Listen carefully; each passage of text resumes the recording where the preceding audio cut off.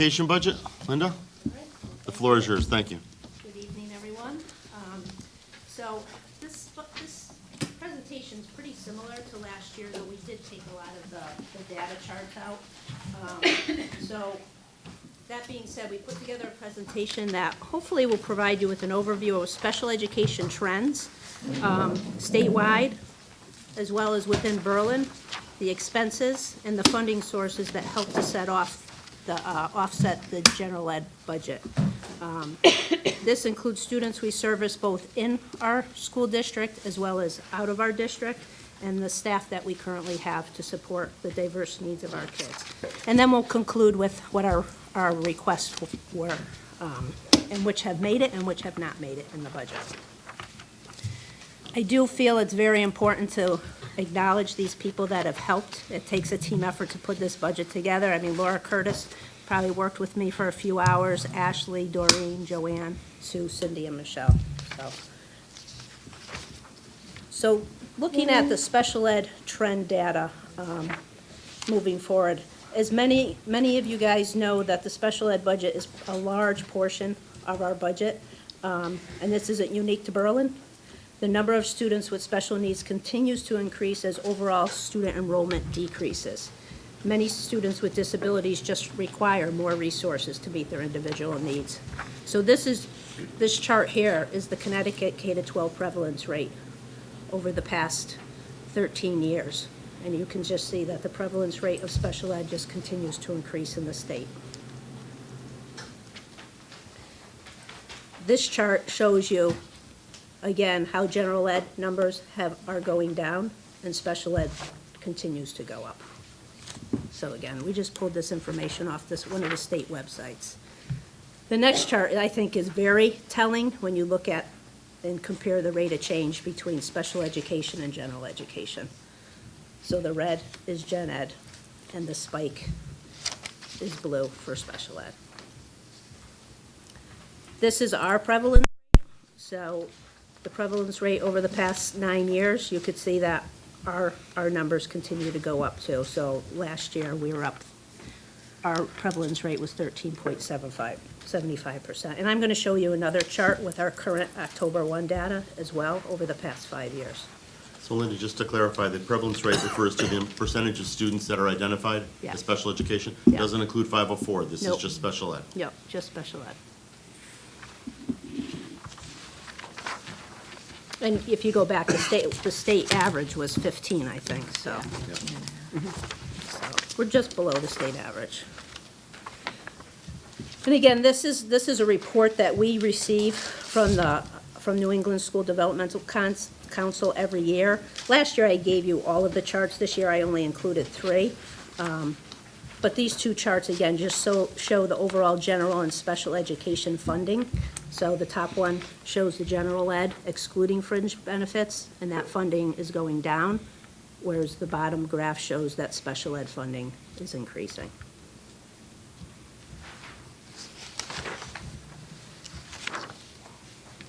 This is the graph and the kids within our district that I lose sleep over.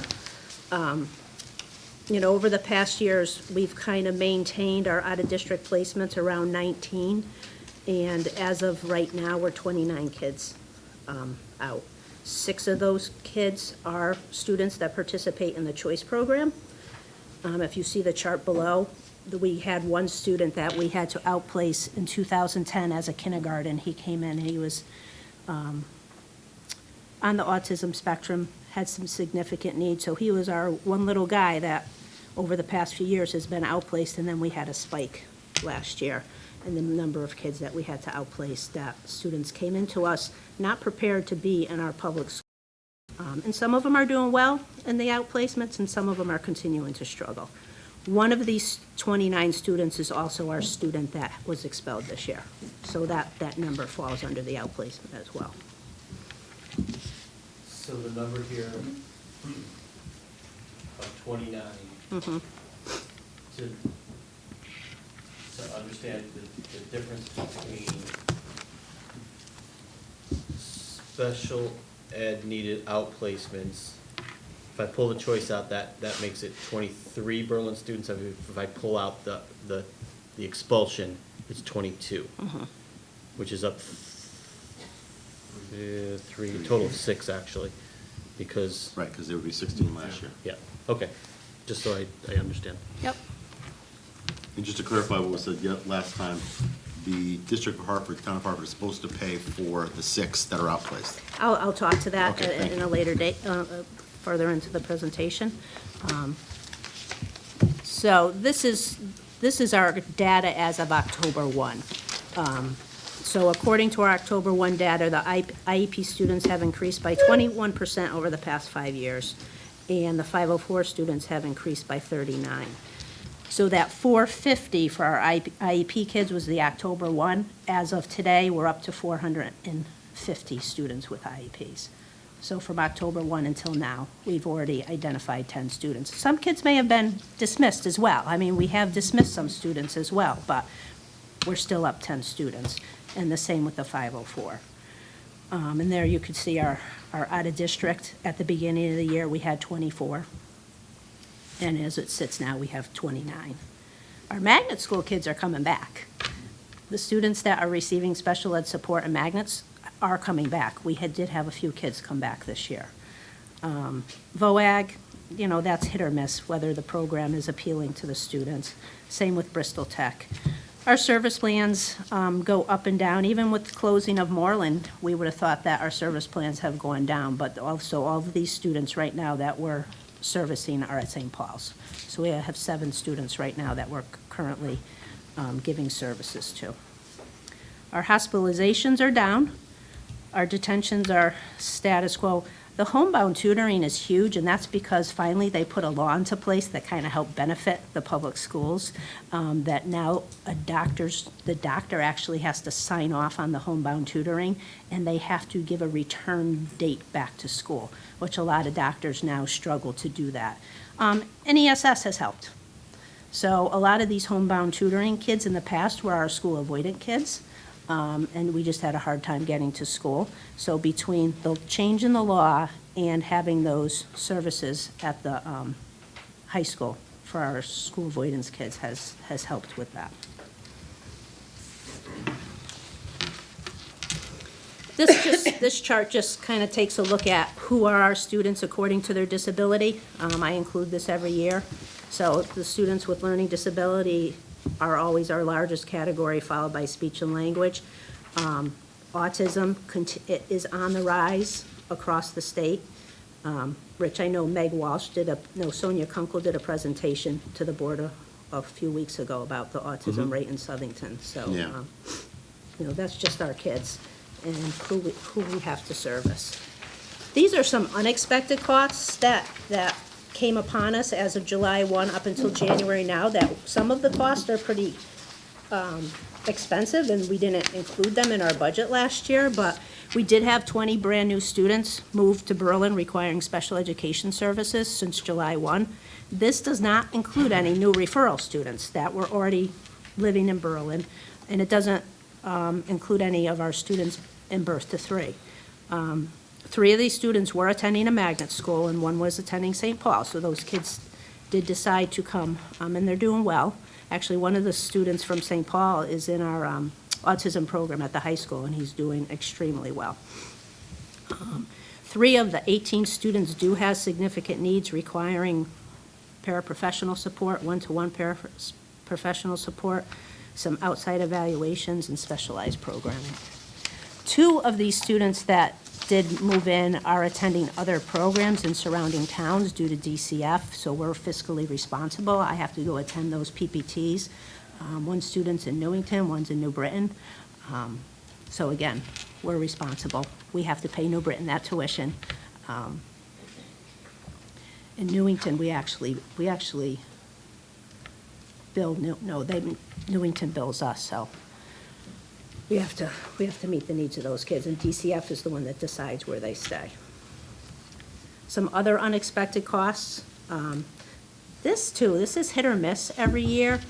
Typically, we do 4 outside neuropsychological evals. We use Dr. Eisenberg's office. We have to get these appointments in the summer. We have them spaced out through the year. As of today, we will be completing 7 neuropsych evals. Each neuropsych, I think, is $2,100. So we budget for 4. We don't budget for 7. Last year, we did not have to complete any independent educational evaluations. Independent educational evaluation is something a family could request from us. This year, we have requests for 3. These evals can range anywhere from a speech and language, outside speech and language eval for $2,000 to a psychological eval of $8,000. One family could ask for 4 of those evals, and that can end up costing us $15,000, $20,000 per student. Can I ask you something before you go into the next thing? Yeah. Maybe I'm just not understanding this. I'm confused about the discrepancy in the outplacement. Yep, So maybe I'm not grasping it. yep, You said, a couple of pages ago, you said we're up 10 from last year, from 19 up to 29. And now in here it says we've outplaced 3 since July 1st of 2019, which is the beginning of the 1920 school year. So I don't understand why it's only 3 if we've actually up 10. I would have to go back, Rich, and really, Okay. I'm just Look trying down to to wrap my discuss- brain around the right. numbers, that's all. yep, The number that's correct, Linda, 29 is correct. That's how many students are outplaced. That we actually Right. have on the Right. table. That, Yeah. you have a copy of that also. And that, yeah, and I have that here, I just didn't understand the 3 since July 1st part. Okay, I can answer that. okay. Oh, I just need to change that number there. huh? Plus 3. I could tell, I know who the kids are. I mean, one was outplaced in the summer, one was just, and 2 were just outplaced, but it was after the October 1 data. Yeah, and this is 1920, which would be after the October data, So it October really 1. would be 10. So this was updated. Right. Yeah. So if it's just a date thing in Yeah. terms Yeah. of this date stamp on this, I Yeah. understand, I just Yeah. didn't, I wanted to just figure it out myself. Yep. Thank you. Where am I? Special education. Yeah, I already kind of talked about that. So what are our special ed drivers? This is the chart we showed you last year. So you look at the administrative salaries, the certified salaries, the non-certified salaries, our contracted services, transportation, tuition. So that's our overall special ed budget there. I'm just gonna go in and kind of share with you a little bit of who we are of these drivers. So this is our overall special ed staff. You can see back in 2013-14, we had a total of 106 staff, and that's our related service people, our OT, PT, speech and language, special ed teachers, paras. As of today, we're up to 135.5 staff members. And there's the increase over the past 7 years. And again, our students increase, so our staff have increased according to the students' needs and to the programs that we have built.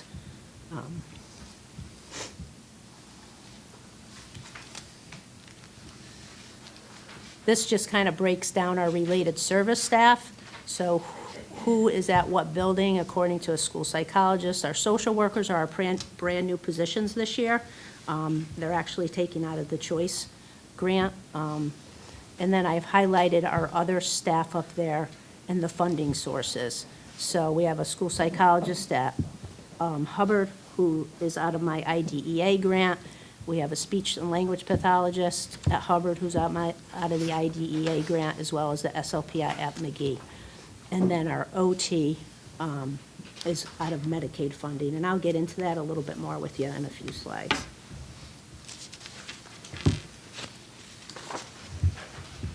And then this looks at our special ed teachers and our paraprofessionals by school and how many positions are in our grant.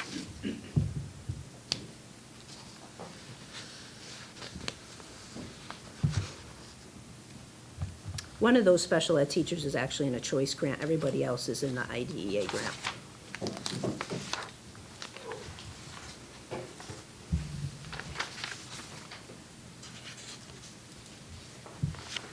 This kind of breaks down who our students are, the tuition of our out-of-district students. We do, again, get assistance from the excess cost grant. So any of our students who are 4.5 over the per pupil cost. When this grant first came out years and years ago, we were reimbursed at 100%. We're hoping to be reimbursed at 70% this year. So again, that's a grant that helps offset some of our kids that are outplaced. Rich, the next slide is the choice kids. Okay. So these are our students that are outplaced. This is their tuition. There is no transportation included. And that's how much. Now, our tuition line is always in the red all year. I think it made Jeff very nervous last year that our tuition line was always in the red, but that's because we have to pay this bill to the schools directly, and then we submit a bill to Hartford, and Hartford reimburses us at the end of the year. However, that $8,000 that we get per student, we have to use that $8,000 first, and then Hartford bills us anything over that. Brian talked about this a little bit at his presentation, a little curveball that was thrown at us last week is now Hartford is making us make sure these kids are actually living in Hartford, so we have to go through and prove residency, and if any of these kids aren't living in Hartford, they're not going to pay us back for these tuitions. So, can I ask a question? If there's a student that's enrolled in the choice program and now it's January and you find out they don't live in Hartford, so we're not getting reimbursed, are they still our student? No, they wouldn't be our student. And They we would be, then- they would have to leave the public, Borough public Yes, schools. we would then disenroll them. And they would go be enrolled in the town in which they do live. Yes, the only way to be eligible for choice is to be a choice resident of Hartford. Okay. And that did happen to one of our students. That's what I was gonna earlier ask this year about, at yeah. Griswold. He would have been one of our high students, I'll get to that slide, that we actually bill because he was gonna cost us over the $8,000. And we knew he wasn't living, so we did the residency, John helped with the residency. So we caught that one sooner rather than later. We were about to hire a one-to-one paraprofessional, but we held off as long as we could because we knew that residency was questionable. Just, So, let me just, I have to wrap my head around this. So this is Hartford's directive. This Yeah. isn't a state directive, this is Hartford's directive. The residency piece? Yes. Okay. That's it. So No, it's Hartford. the Hartford School District can say, we want to send this student would like to come to Berlin schools, and they have the option with no, choice. Hartford can't do that. CREC oversees the choice program. So CREC runs the lottery and the applications and so on. But the reimbursement, because they're actually Hartford students, this is where it gets a little messy. Because they're actually Hartford students, Hartford controls the reimbursement. So Hartford wrote the letter. CREC told us to hold on for 2 weeks while they did their investigation. And then last week, CREC wrote a letter stating that at this time, you need to validate residency for reimbursement. But if we didn't open the seat for Hartford students to come here, Wouldn't. that student would stay in Hartford, it would be Hartford's responsibility. Yes, it would. To do all this work. Yes, it would. So in essence, Or CREC would send them somewhere else because they're not doing this work. How does CREC let them into the lottery in the first place is a bigger question. that's kind of where I was trying to get to. CREC lets them in stating that they're a resident, but then you could have a student that's been in the district for multiple years. Typically, initially, they are a Hartford resident. What happens though, at some point, they can move. And because, yes, every year they're supposed to claim they're a Hartford resident, sometimes that's not the case. And that's where there has been issues in the past. So my understanding is Hartford's way of addressing not. Their residency issue. Right, by having our staff, which is actually, money, paying our resources now validate their students in order, so, and the impetus is, we need to get reimbursed, so we have to validate it. So we have 11 kids mapped that we have to prove residency for because they're going to be significant cost. But what Hartford also did 2 years ago, we used to be able to include administrative fees into our billing. They took that away. Now, to me, this is clearly an administrative fee that we have to put time and resources into That- prove a resident. We can't. That's where I was headed. is Yeah, they took that away 2 years ago. If you're gonna require that the educating district has to do the residency search, then we should be able to bill back to whoever the associated cost back to here to do their work. As I said, the correct memo said, at this time you should. I know they're still working on Our it. district, how are we making this equitable? The problem that you're gonna run into is Hartford has the upper hand, because they're gonna say, well, we'll hold on to your reimbursement until we can figure it out. And Craig's trying to leverage how to push back on Hartford on this. And they need to. At this time, and they're trying to. I don't think it's over, Okay. but, if I can make one comment just about residency, and it's there. Having security/residency director, we have 10 students that we have disenrolled, multiple families this year because of residency issues that were not residents in Berlin. So if you take per pupil expenditure this year, it's 17,000, last year, 16 and something, multiply that by 10 students, that's the cost per pupil that's being saved. Now, in the past, we didn't have, if we wanted to go check a residency, a principal may drive out. We didn't have the resources to do that. We'd have to hire a private investigator to do that. So we were much more reluctant to do that, but now that we have security staff on, and the reports that we receive are outstanding. There's photographs. It'd be very hard for a parent to challenge in a residency hearing with the board, because that's what we'd end up with, based on the reports that we're getting from the security director and his staff. So, just a point, first, that's great to hear, right? That was part of the task. It's about school safety, but that was an additional task that we put on the security folks. So I'm glad to hear that. But second is, you used the term that's money saved. That's not money it's not saved, that we still have the same teachers, we still have the same class. What it means is 10 kids within 2,500 stretched out across 12 or 13 grades aren't in our system, so I'm not saying it's a dollar for dollar savings at all. What I am trying to say is that, whether it's coming from the board or the town side, there's money being spent for security, and they're also out there being secure and safe, a choice if you have classroom seats and it's there. But there is a service that's being done that is keeping the town from providing education. Less depending on the grade and the resources. No, it's not a dollar for dollar, so if I misrepresented that, I apologize. Okay, Laura. Sorry, Linda, I interrupted you. No, that's all right. The next slide just Could kind you of. start over?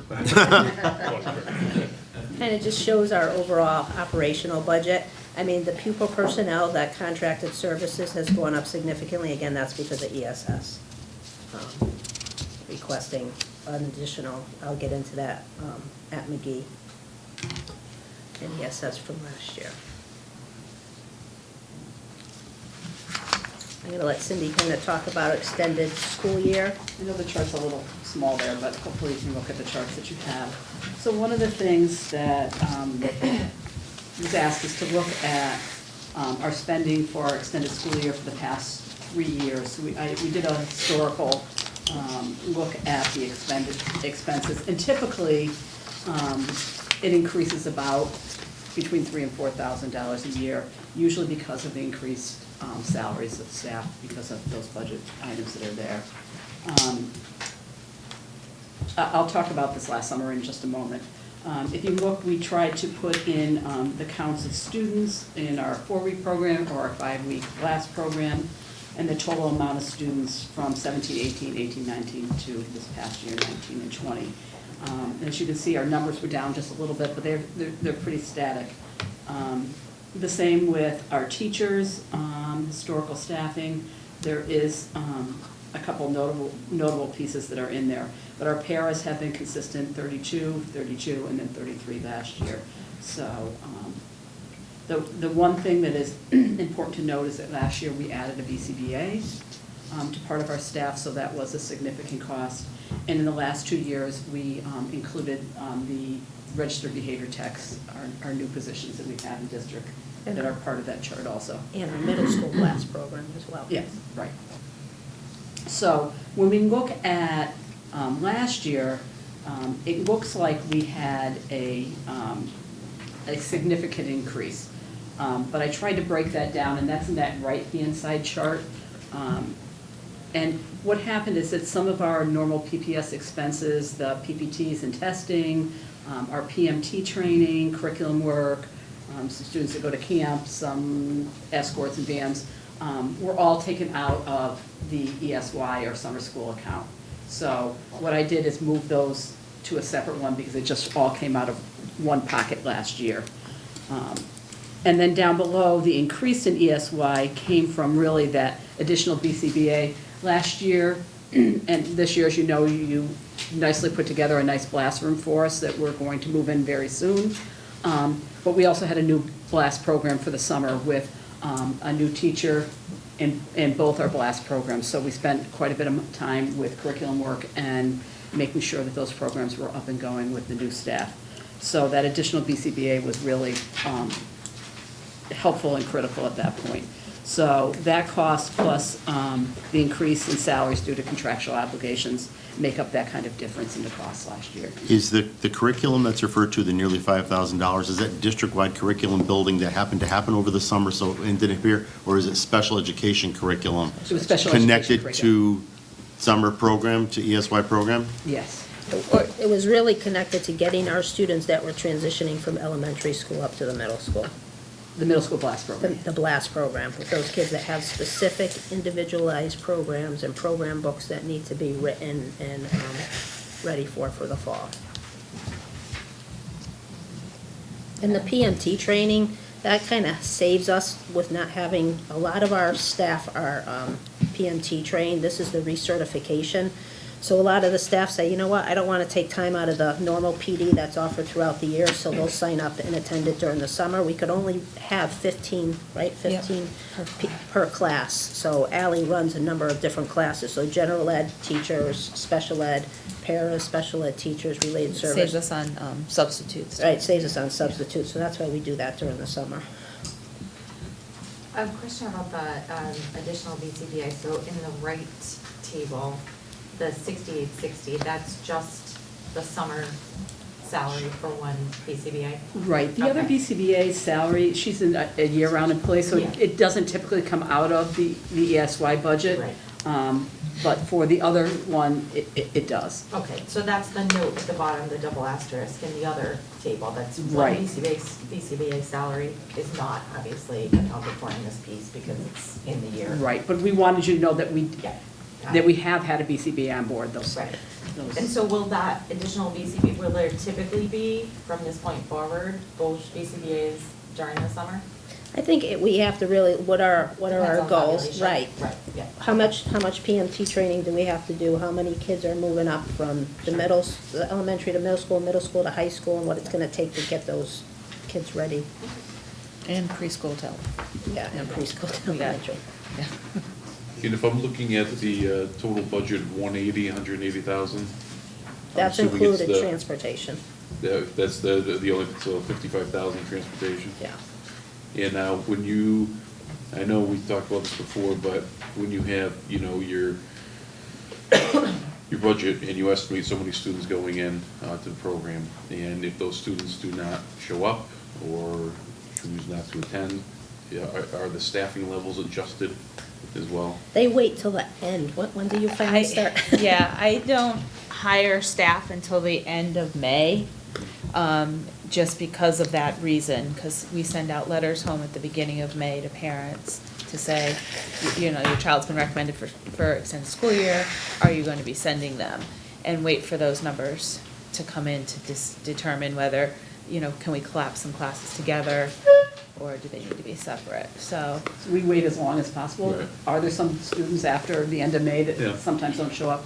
Sure. Last yeah, we do year- have some that say yes, but once we have people hired and we're rolling, we Right. can't cut back. But we've So- also had some students join it, not until June also, so it kind of goes back and forth. Last year, we had a significant number of our choice kids not show up because of a transportation issue.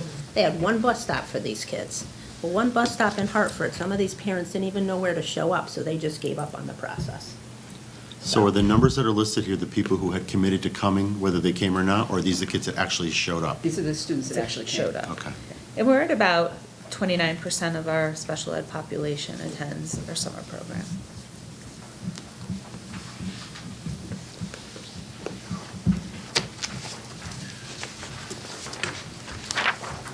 The next few slides, I'm just gonna talk about the additional special education funding sources that do help offset our general ed budget. So again, here's the IDEA funding that we get. It's a grant that I have to do every March. And this is what we were awarded last year. So all of that funding is used to offset certified and non-certified staff, as well as the audit. The non-public tutors, they tell us how much money we have to use towards St. Paul's. That number is given to me, so that's used to pay the people that service our students at St. Paul's. And after talking to Fane as well, you know, we talk about, do you need any in-service work? So she's had OTs come in and work with her staff. She sent someone out for autism workshops, so she's really been able to use that funding. And then we also buy some supplies that we can use with our students here as well as at St. Paul's. So right now, one of our middle school teachers is in that grant, our high school teacher, an elementary teacher, our school psychologist, middle school SLP, our Hubbard SLP, and then 11 paraprofessionals. This again just talks about the excess cost grant. So if you didn't receive this federal IDEA grant, we'd have $600,000 more in our operating budget. Yep. And the other. 620. And we have 21 over to the right too. Right. Yeah. I was just gonna 630. one side, but yes. Yeah. Yep.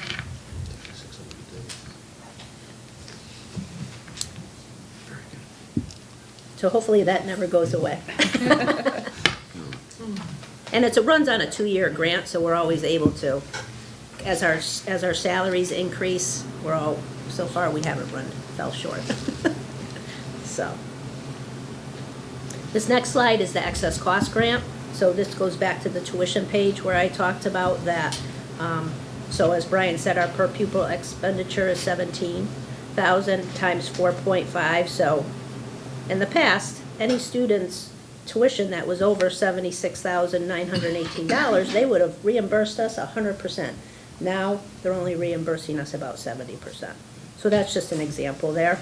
So for this student, the tuition is $220. Their transportation's another $35, $36. The reimbursement, so we would receive $127, and our local budget for that $256,000 would be $128 out of our local budget. Is this an actual case without a name, obviously? Yep. So that's in the operational. Right, right. Yep, so that's all in the operational budget. And again, I just duplicated this slide for you again. Another funding source that we started to participate in, which wasn't mandatory but now is mandatory, it began to be mandatory last year, is the Medicaid program. So our related service staff, our occupational therapists, our physical therapists, speech and language, social workers, psychologists, all have to bill for services that are in the IEP. It's a weekly report they have to do. It's a significant amount of time out of their day that they have to bill for these services. But as you can see, over the past 4 years, the revenue that has come to us has helped us pay for one of our OTs. And I also use that funding to send they have to keep up their licensure as well. They have to attend, right, Jane? Mm-hmm. You have to attend so many CEU workshops. So I also use the conference funds because some of those workshops are pretty significant. They're pretty pricey. Can I ask you a question? Yeah. The slide with the out-of-district Berlin students is prior to this one. Mhm. I'm assuming that each one of these things that says school 1, 2, 3 is actually indicative of a student that's going someplace. Yep. So there's 17 that are going private tuition, plus an expulsion, plus hospitalization. And Matt, this is the proposed for next year, so this isn't the current sitting kids. That's proposed? Yeah. Okay. These are the kids for next year. Okay. These aren't the current sitting kids. Because I was doing the math and it comes out higher than the 29 we were talking about. So I Because wanted one to of ask my the question. students from this year will be graduating. Graduate, okay. One of my students, we're actually in the process of hopefully returning, so he started the process. So, yeah, so this is what But we're when we say projecting. proposed, these students Projection. are identified already. Right, yes, these are identified. okay. And those anticipated are, last year when I put the anticipated in there, I had kids identified already in there. This year I do not. Though Cindy just shared one with me today, so who knows, one of those anticipated may be. Potential. May be filled for next So year. you're actually anticipating 34 for next year, potentially? 17 private and 17 No. public? No, some of Plus those are exposure, magnet. plus the hubs. Well, I know, I knew, the expulsion, I know we 1, 2, can't 3, predict 4, anything. 5. Well, I guess we can, for part of it, sure. Yeah, you're right, you're Some of right. these are magnet school Okay. tuitions that we pay. the That's special why the education numbers came out hospital. different. Yeah. Okay, Right. that makes sense, thank you. Yeah. Thank you. Yep. And then here's the additional choice reimbursement. So these are our 5 students. These are the billable services above the 8,000 that we are going to bill Hartford for. So that's an additional $134,000. Last year, one of our part-time teachers, we did increase to full-time. This helped pay for that increase of her salary.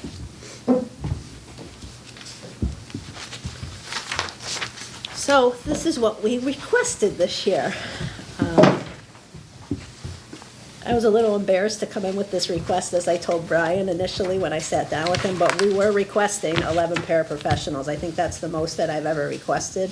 2 stayed in the budget, but when we look at our kids moving from elementary, from preschool to elementary, elementary to middle, middle to high school, as we sit today, this is what we thought we would need for next year to help support these kids. So we were looking at preschool, we would need 3 additional. We would need 3 additional for our BLAST students who are moving from preschool into the BLAST elementary. 1 student from BLAST going to McGee, 2 at the high school, 1 at our autism program, that's the Pathways program, and 1 at our life skills program at the high school. Do you find it difficult do you find it difficult to fill all the paraprofessional positions? Every time I look on the Berlin site, there's a couple of them that are open. There just doesn't seem like there's enough people who are qualified to be able to do that job, is my thought. We have not been able to fill positions at McGee at all this year from So the how do you summer. do that when an IEP mandates the paraprofessional or one-on-one? How do you manipulate the people and the numbers to be able to Our meet the requirements? Our one-on-ones are fulfilled, it All just, right. it breaks down across. We move people We around move as we need people to. around. So, But I have positions that I've advertised that I don't have any applicants for. Yeah. We have open positions right now, I know, we've had for months. And I it's- got something on my phone today that there's Berlin jobs, and I went on there, and there's like 4 paraprofessionals, I think, that have been there for a Right. while. And something Yeah. we've done, we just completed negotiations. We looked at the salaries of surrounding towns. Our salary is very competitive with other towns. That was what I was gonna ask, The, okay. the difference is that many of the districts offer benefits. We've started to offer benefits, but they're still very expensive for the paraprofessionals to afford the benefits with what we're doing. But we did look to try to make their contract more competitive with others, because you think about the man hours that go into posting, interviewing, continuity of the students. And when you spoke before, and I don't know sure if we're still at that number, that we would lose over 30% of our paras over the course of a year. And I we think that's just still had consistent. another one resign last week. I mean, so they, you know what, in the past, I don't know, 15, 20 years ago, it was moms that were paraprofessionals. They were working in the schools to have their child's same schedule. Now it's these young kids that are working as paraprofessionals. They need to work that job and 2 other jobs if they want to live on their own or even live with their family and pay for their medical insurance and pay for all these bills. So the turnover rate is with our young staff, not with our older staff. Understandable. So, and it's not just us. I've talked to other directors. They're having a hard time Yeah. fulfilling these positions as well. And what are the requirements to become a paraprofessional? You have to have an associate's degree or higher. If you don't have one of those, you have to pass the Parapro exam, which looks at reading and writing and math. Looking for a second career? I have to, I got 3 daughters. Well, I have a job for you then. I think these are the hardest positions to occupy. It takes a special skill set or intuition, or willingness to undergo some training above and beyond what is sort of minimally required of you to do this job well. You know what, you hit the nail on the head, because when they advertised for the 4 kindergarten paras, Yeah, those were right filled away. like this. Yeah, of course. That's what I was gonna ask, actually. So these are not individually assigned paras, right? So they would be program assigned paras. So it would be last program, what was requested, I mean, not IEP. Okay.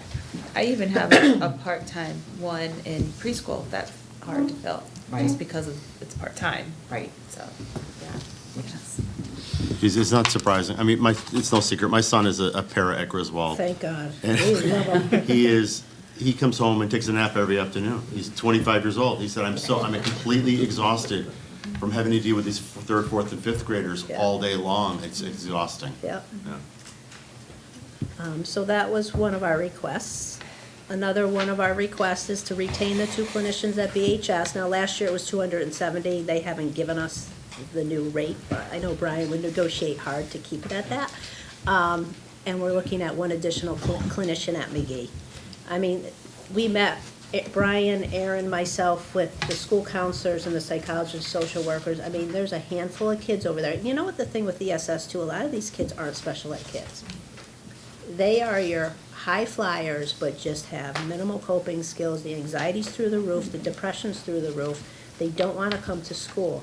And that's what's happening with a handful of kids at the middle school right now. So they're not identified special ed kids, but our school counselors who have a caseload of 250 are drowning because these kids are sitting in their office all day, so they can't do their school guidance. They can't get to the rest of the kids on their caseload because these 1 or 2 kids are taking up all their time. And that's where ESS, you know, they have small caseloads for a reason, because those kids take up a lot of time. So if we do get this additional clinician, they're only gonna have 10 kids on their caseload. Whereas I have a school psychologist at the middle school right now who has 30 on her caseload, in addition to testing. But those 10 kids consume their entire day. Is the $100,000 number here, is that a hard quote, or is that an estimate based on? That's what That's a Jerry number. from ESS initially told us, but it doesn't mean Brian can't, you know. I will do my negotiate. best, as always. I think it's important to note, Lyndon, I don't know if you have in the position further, we had a report card that came recently. I put some of that Okay, stats, great, some of those great. stats Is that in the there. percentages? Of the increases in attendance, Oh. academic performance. Oh, I Yeah. didn't see that. Okay. and How many counselors are at McGee, guidance counselors? 3, 1 for each grade level. So they each has over 200 students that they Yeah. deal with. There's 3 counselors at McGee. And I had to move, last year I had a psychologist that was part-time at Willard and part-time at the middle school. She's full-time now up at the middle school. So our caseloads for social emotional needs are the highest at the middle school right now. So McGee right now has 3 guidance counselors, 3 counselors, 2 school psychologists, and 1 social worker? Yes. Yep, and there's I know still. there are other people as well, but those are the people that would primarily be dealing with some of the students that are having a difficult time. Absolutely. In the conversations, they asked for, they requested a meeting probably a month and a half, 2 months ago with us.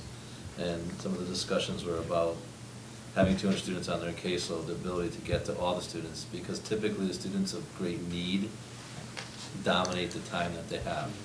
So getting out to all of the students and getting to know all the students is very difficult when you have Yeah. 200, and you have what they would call, the frequent flyers that are there daily, which, it may only be, of that 200, it's maybe 5%, but they're there 2-3 times a day, which can be difficult. So they were even requesting additional help.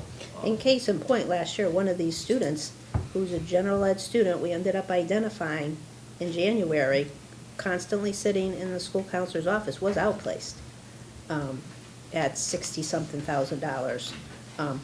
He's the one trying to come back right now. So he hasn't even been a year, but he's able to put it together, and we're able to get him back, which is a quick turnaround. We were shooting for June, but he's adamant he wants to come back now. So we're gonna see how it works, but the turnaround isn't that quick, but we did have to outplace him. He was one of these kids that we're talking about right Do you now. recall off the top of your head how many kids we've outplaced, how many students from McGee? Out of those 29 that are outplaced this year? How many of those maybe are middle school students?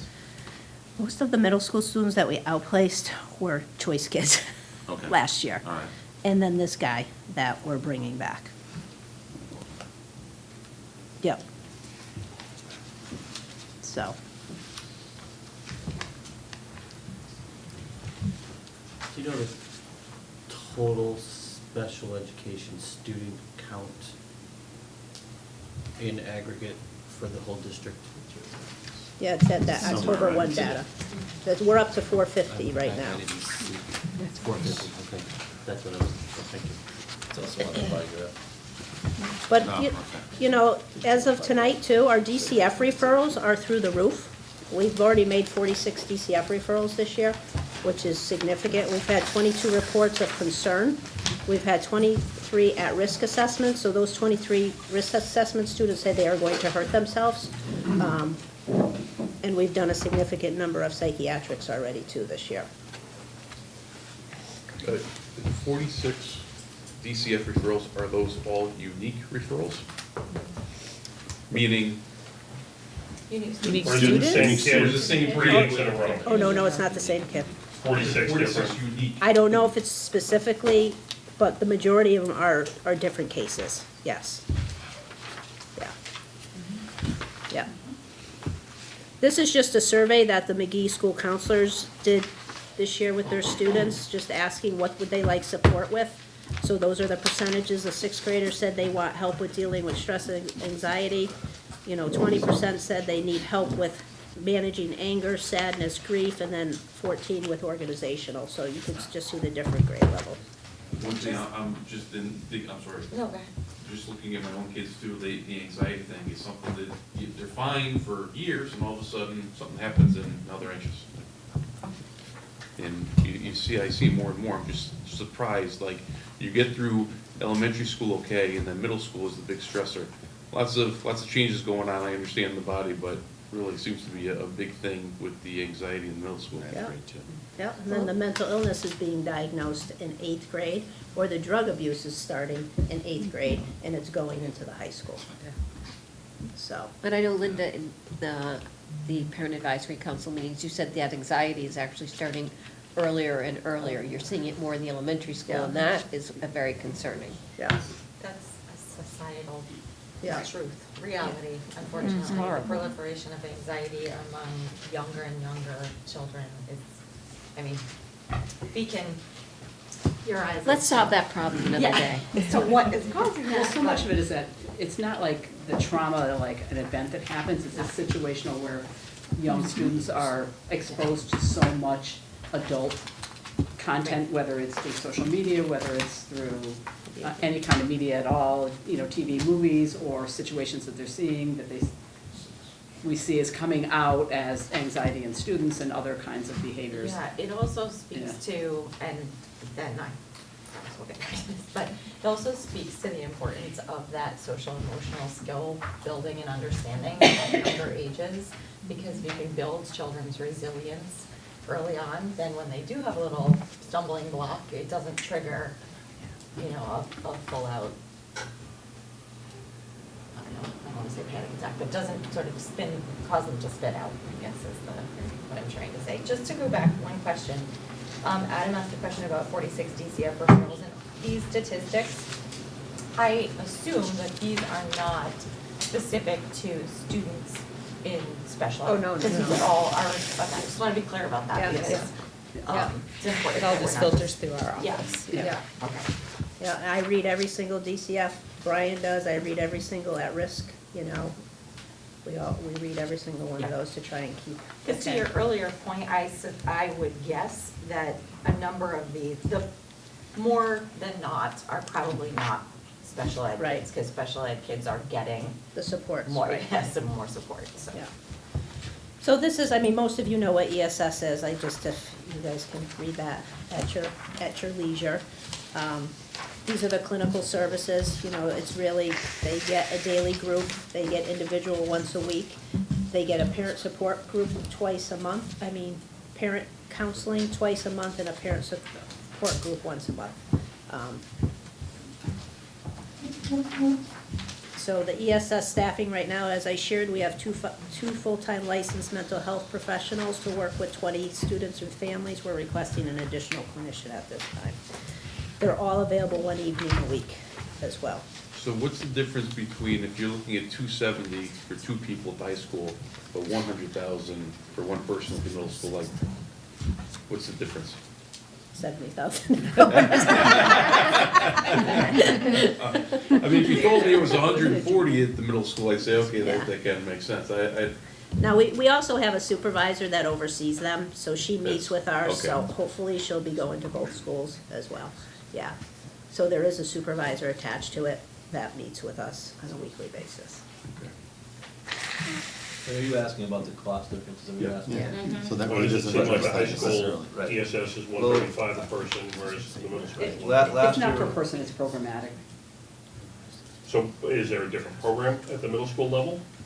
we No, what talked, I'm saying is that there's a supervisor in all the parts of the ESS component that would, it's not like we're paying per staff member. Well, then you said you had the supervisor too, so Right. there's more than 2 people. no, but the question is, if you look at 270 divided by I know. 135, why is high school? And when we spoke to Jerry last year, it was because if you had it at the high school, they were offering us a discount at the middle school because we now encourage you to start, we have 3 people in district. That's what Jerry said to us last year. Right. So I don't think it's any difference in services that you're getting. The Oh, yeah, it's services not remain the difference in same. services at It's just all. they're giving us a little bit of a break. And often, we don't sign we sign the contract annually, so we definitely sit down with them before, Linda and myself, for a meeting and talk about, what the price point will be. We were able to hold them or get them to pull back a little bit each year. Especially because being that we were one of the earlier districts to be involved, oftentimes we have districts coming to Oh, yeah. us looking You're at the model. programs, so. I keep saying they should give us a kickback, because Yeah. I've Right, hosted that- like at least 4 or 5 districts. And we have another one coming in, Right, Yeah. So that, so they try to work with us. Keep the price where it is.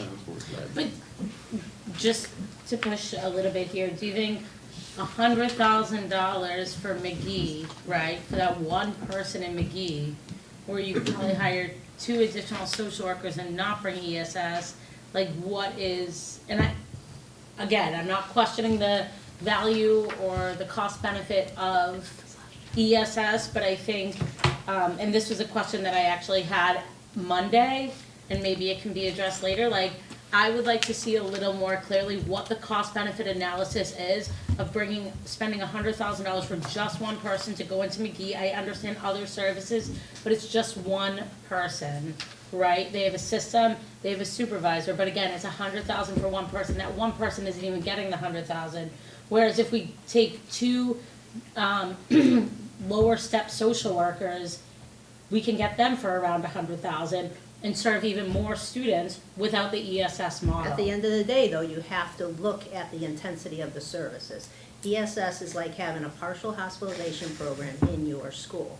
So we can look at that, but still you can't lose focus that the intensity of these kids, they could only have about 10 to 12 kids on their caseload and not 30, because you're not gonna reach the kids that you need to reach, because they may have 30 on their caseload, but those 10 significant kids are the ones that are taking the entire day. You're spending time with the family, you're doing family sessions at night, you're doing family sessions during the day.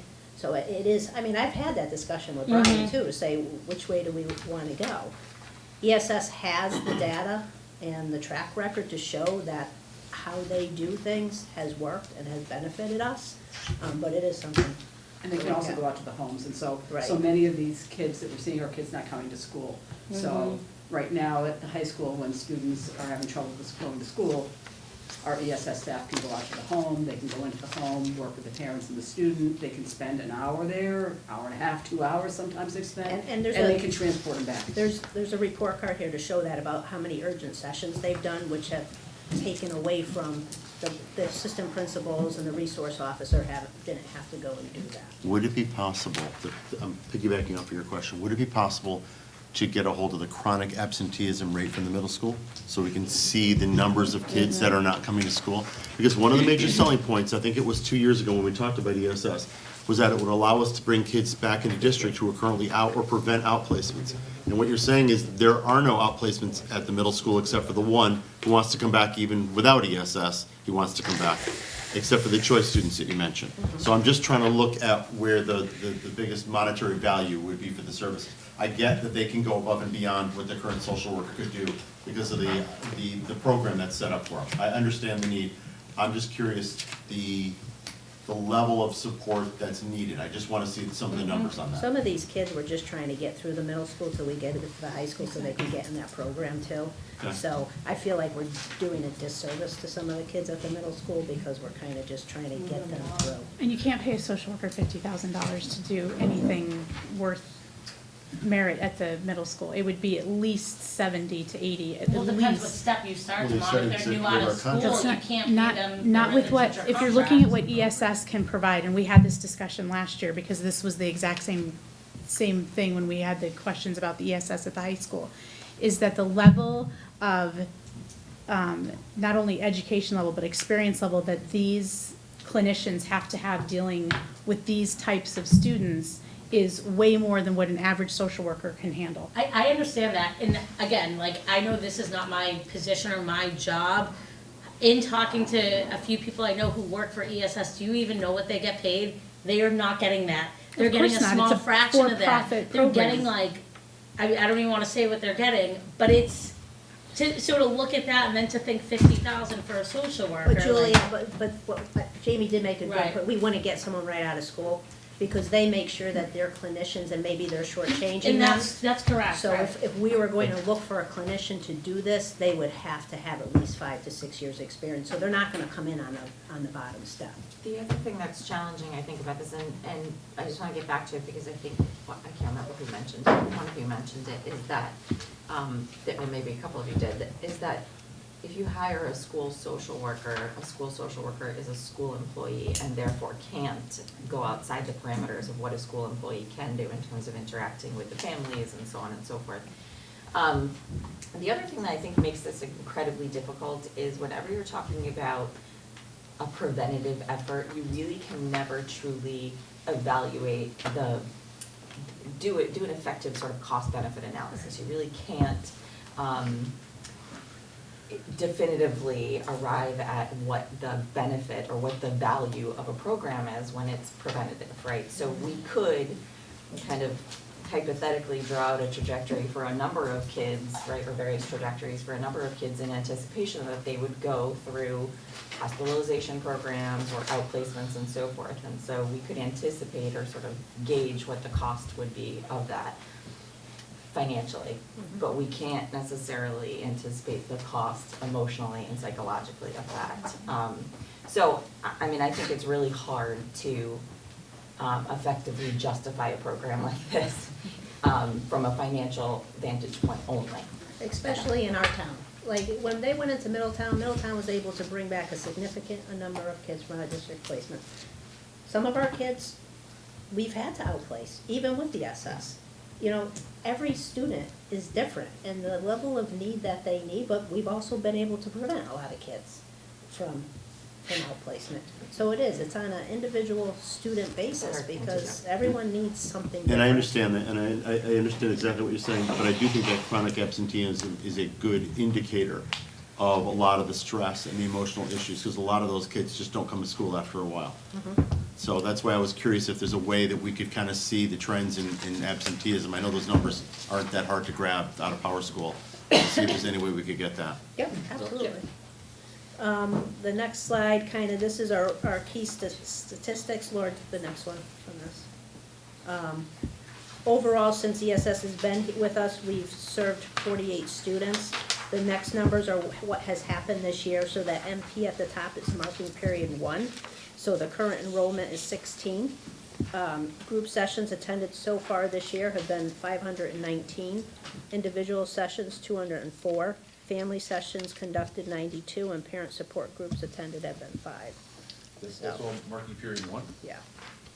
So can I ask we're in year 3 with ESS, is that correct? This is 4. Four, I think. Four. Started before I came. And our enrollment's higher than that now So, for ESS. I think we're up to 18. well, but I want As to go of to the today. 48, because 48 have gone through the school right year 4, capacity's 20, I would have Well, expected. it's really 18, but we push them to 20. Okay, but even if I use 18 over 4 years, this number should be 70s. No. Because some of the students are there multiple years. Some of the students are there multiple years. Thank you. The next page is the Yeah. report card so far, according to market period 1 for our students that are No, this is what currently you were in talking about. program. This is what you were talking about. Okay. So She of changed the those colors and stuff. 16/18 kids, their GPA has increased by 59%. Yes. Their discipline has decreased, and their attendance has increased by 90%. So that's the, and Julia, this is what I was talking about at the bottom, enriched staff time savings. So there were 26 urgent sessions conducting, freeing up an estimated staff time of 13 hours. In the past, that would have been a school counselor or Kelly sitting there with those kids. Right. So and then professional development, we kind of went through all their professional development offerings, but they did just send me an updated list. They've got some new, so we're gonna look to do the professional development for our staff. This So- is just what parents have said last year. These are quotes from parents. So these would be, the numbers that you provided on this report card would only be students that are new to ESS. This is the students currently in the program this year. That's their mark-in period 1. Right, but if they were in the program last year, we're just, okay, all right. I think I answered my own question. So that's what parents are saying. What? If you want ESS 2 to come, they did give us a more in-depth report card. They have gone to other boards of ed to share their data, so we could always put that on the agenda or during a workshop if you Do you want that. envision dropping this down or requesting in the future elementary schools? I mean, do they service elementary? We talked about second grade, third grade, the anxiety issue starting earlier. Is that the next logical step if we say yes to this? I know they went into Middletown a couple years ago, and I don't know if it was that successful, so they're still exploring element. They've been in New Jersey a longer period of time, so Right. I'll have to ask them if they're in elementary school. Right now, our social workers that are in the elementary school are kind of keeping tabs on, because the social workers that we're putting in aren't automatically IEP'd. Some of them have some IEP kids, but they're mainly working with general ed students right now. So we'll see how that is going for them. And that was by design. Those were social workers from last year, replacing the school counselor with social worker at Yeah. Michigan Elementary. And their caseload is about 75-25? Yeah, 25% special education, 75% general education. yeah, How many students do you think that they serve? I would have to ask Michelle, I wouldn't know. yeah. Andrew? I would have I to don't take a know. look at their caseloads, yeah. My guess would be at the elementary school level, not about that, but at the elementary school level, given sort of the structure and culture of most elementary schools, kids are much more protected and insulated just sort of naturally by the way that elementary schools are structured, that the level of need among elementary school students would not be so incredible. There might be a few, but I think they would be more exceptions than middle school or high school when And I things don't think, I really think start there's some to. that flow in and out, so Right. maybe seen for a short period of time and Right. then go back, so not. But I mean, needing everywhere. this level of service, I don't know that Yeah. programmatically it would, Right. in most cases, make sense. And it's easier to get the families into. Right. By middle Yeah. school and high school, the families are just, they don't know what else to do. Yeah, And they're burned out. they're saying they're done, but our families, Joanne did share when she came out and report, she's the supervisor that's connected to us, said Berlin has the highest rate of family participation at the high school level, that attend their family sessions, but also the parent support group. They said our parent support group, out of all of the towns in Connecticut, is the most cohesive. Are there any students in the open choice program that are involved in ESS? Not right now. Yes. Have there been in the past? Wasn't there one last year? And will we No. get reimbursed if a student from open choice was in ESS? If it becomes over the $8,000. Right. Yeah, But there hasn't been one No, I so don't far? think we can. Okay. no. Can I ask a quick question? Did you say earlier that there was one gen ed student last year that was outplaced at the cost of $60K that could have benefited from ESS? Not a gen ed student. Okay. No, we have to identify them in order to Right, outplace them. right. That's the McGee student that Yeah. she's talking about, I'm assuming. Yeah. Yes. Yeah. Who was in sixth grade last year is in seventh grade. Right. So, But we identified last year as special education. Understand. right, Right. So- Hospitalization All right. though can be right. gen ed students. And I'm open down the road, we could dismiss them from special ed, Yeah. because I don't know how much he really needs to be in special ed academically. So we'll see, if the whole social emotional part comes together. Our next Preschool? thing is preschool. which we're gonna throw at you because we've been talking about this for a couple of years. And I'll let Michelle talk to you about it. So we're proposing a change to our preschool for the coming year to move to a full-day program for all of our students. Currently, we have 2 classrooms that are part-day programs, so they're 2.5 hours each session. And then 1 classroom that is extended hours, not blast, we also have a blast room in preschool, that's extended hours at 22.5 hours. So what we're proposing is that we would go to have our blast classroom as 1, and then 4 full-day programs, which would be, what we're proposing is going 9 to 3, because with transportation and getting the buses and the vans in and out of there, I think doing it at the same time as Willard starting would be a bigger traffic jam than it is over there at times, sometimes already. So we're looking at doing 4 of the classrooms 4 days a week, from 9 to 3, and then we'd still have our blast classroom, which would go 4.5 days a week.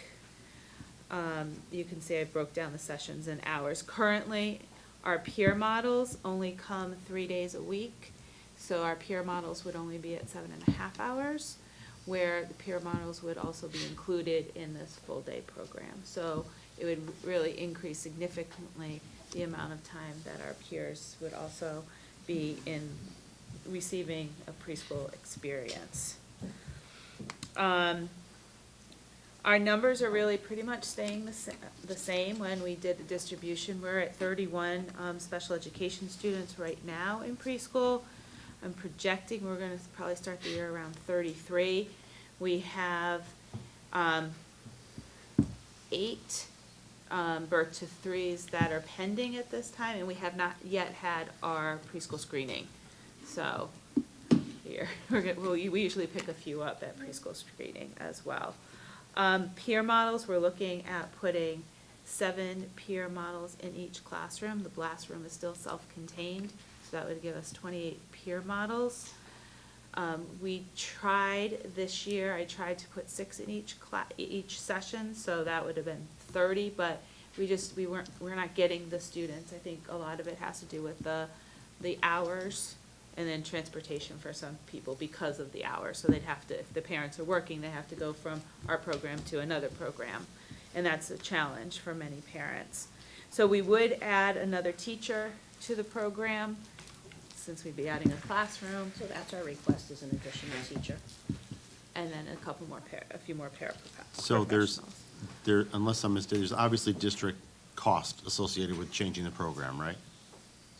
There's additional costs that'll fall to the district. Right. We'd have a teacher And the couple of paras, teacher, et cetera. Is it possible that we can get kind of a sense of how much money this is costing to change the program? Absolutely. I know it's an estimate because we don't know the salary steps and everything else, but just an idea of what it Yep, would take. We can give you an estimate. It's in the operational budget. We have lines in that, but we can pull it out and just give you a preschool number. Please, thank you. And is transportation currently provided? No, only for special education students. Okay, so right, if we're looking at 1920, so the 31 special education students, there's transportation. And is that transportation, is it like vans, like one-to-one, or are they? They're vans, they have car seats, so whatever kind of car seat is appropriate for them. We don't have any preschoolers in a van by themselves. Okay, and then the 27 peer models, their parents are dropping them off? Picking up? Is there a possibility in terms of exploring the tuition options, is there a possibility, has there been any discussion about that including transportation for the peer models? Not transportation, I don't think. Okay. We've talked to other districts and no one includes it. Everyone has drop off and pick up. Yeah. And do you have an estimate as to what the tuition? We're still exploring kind of that. Okay. Yeah. It's really, there's such a wide range on what towns are doing. Some use sliding scales, some use flat fees. I tried to gather some of that, and there's no rhyme or reason, other than what the town has. The 4 classrooms being used full-time, do we have 4 classrooms? Yes. Yes. Yes, we do. Yeah, Meg will move people around. We The already only talked to Meg issue, about yeah, that. the only issue would come in that preschool class would typically have their own laboratory to use. If we needed to add additional K classroom, one of the K classrooms wouldn't have their own laboratory in it. We'd have to use one that's in the hallway. Or we'd have to construct it if we need additional K. But at this time, we do have the space. I'm curious to know what the research is that I'm sure you've done with respect to changing the partial, from partial day to full day for 3 and 4-year-olds, because it's a long day for 8, 9, and 10-year-olds, right? But I expect that there's a fair amount of learning benefits, but. And we have to put nap time into it. Yeah, Yeah. 'cause that's a Right. long day. It is a for long little day. 3-year-old. It is a long day, and actually, the next slide had some of the research. I mean, the research that's out there is really on it being implemented in inner cities, so the demographics don't really match. But it does show that students are, increasing language skill, the social emotional piece to it, physical health, which I think a lot of it was food and physical activity and things like that for some of those students, increase in attendance. And then one thing I found interesting is that an overall increase in achievement of a whole third of a year above and beyond the students that were receiving a part-day program. Is it, would the question be considered on a case-by-case basis that a child might not be able to sustain a 6-hour day?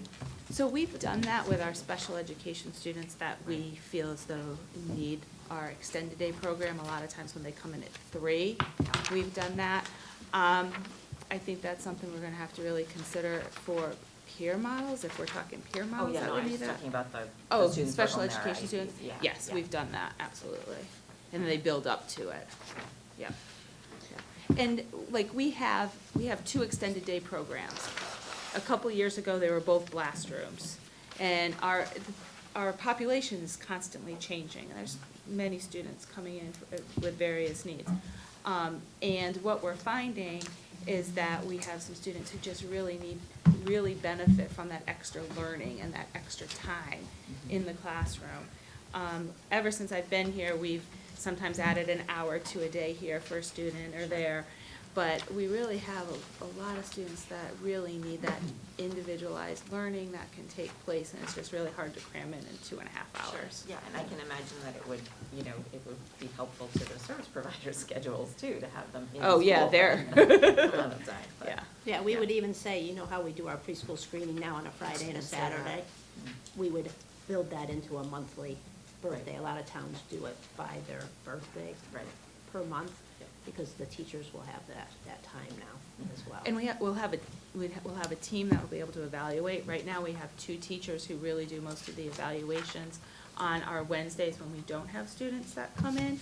And it's hard to fit it all in with just 2 people doing it. So if we have 4 people, we have a testing team that will be able to take over some of those roles, hopefully. The other piece, Carrie, from another district that I was in, we extended some of our preschools to full days. And one of the reasons, not only because of the programming, but we found that the students that were only there part-time were going to a daycare for the rest of the day anyway. So most of our students were going to a daycare experience that they were not going to be in preschool. And many of ours are currently Yeah. do that, yeah. Yeah. The other question, and this is just a matter of sort of logistics, but how difficult is it to find a preschool special education program like that? We haven't had. Find out. Yeah. Well, I mean, when we did it a few years ago, it was hard. We did not have a big pool, but we got lucky. Yeah. So fingers crossed if we move forward. Thank you very much. We have a few other presentations, so if there are other questions that may be addressed to you, we'll forward them in writing, and if there's anything else you can get, that'd be great. Thank you very much. Thank you very much. Do we have a hard copy of the athletics? Am I missing it? Oh, it's in here, isn't it? Yeah. But I see that the special education charge for 2021 is $10,737,386,000. I got that on here, this way. Yeah. What is it this year? What's the increase from this year to next year? To next year. So I don't see, What's the increase from last year to this year? They're gonna say that's the 2021 right there. from the current year to 2021, because I don't see what we're projected to be this year. This year. So I can compare it.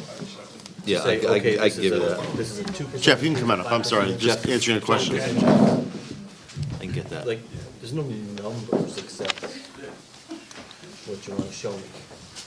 I can get you that number. I don't know if there's, I don't think that it was compared as a totality like that. Right, so I can't see how much it's Increase. increased. Yeah. Well, we If can that's see- something hold on that a we second. can- Yeah, 1 second, let me look at that.